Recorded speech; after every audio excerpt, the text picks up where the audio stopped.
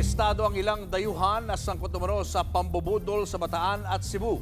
Ang ilan sa mga naaresto nagtrabaho rin daw sa malalaking pogo.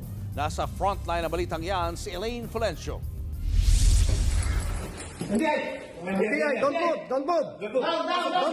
Bit-bit ang search warrant.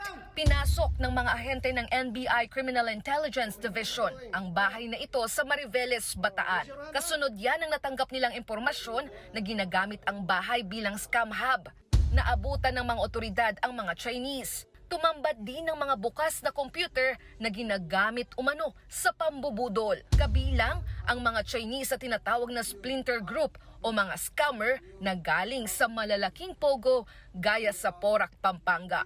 Marami dyan sa mga nandiyan na nakatakas din eh. May mga nakatakas. Noong tumakas sila, hindi na sila nag-amo. Sila-sila na lang ang nag-create ng grupo-grupo nila. Kaya nagkaroon na ng mga splinter groups. Iba't ibang uri ng pang-i-scam ang nabisto ng mga otoridad, gaya ng cryptocurrency scam at love scam. Yung mga cellphones na gamit nila doon, nakatakip ang mga camera. Kasi para hindi makita yung kausap nila. 10 Chinese ang inaresto. Mahaharap sila sa mga reklamong paglabag sa Cybercrime Prevention Act at Anti-Financial Account and Scamming Act.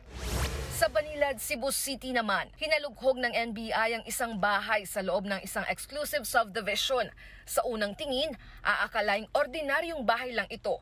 Pero pagdating sa basement, dito na tumambad ang foreign nationals na hili-hilerang nakaharap sa kani-kanilang mga computer. Bilang isang ang huli sa aktong nang-scam. Are operating the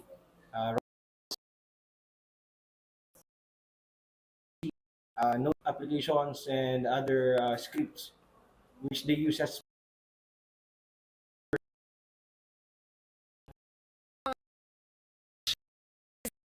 Napag-alaman ding 6 sa mga nahuli ay may pending warrant of arrest sa Taiwan at miyembro ng malaking gang doon. Nagsimula raw ang operasyon ng grupo sa Metro Manila at tumawid sa Cebu.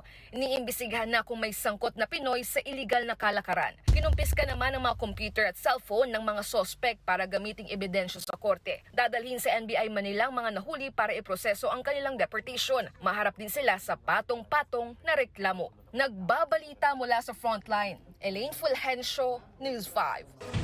Mga kapatid, Jiggy Manikad po, iba na ang may alam at may pakialam sa panahon ngayon. Para sa konkreto, kumpleto at komprehensibong balitaan sa Frontline, mag-follow at mag-subscribe sa social media pages ng News 5.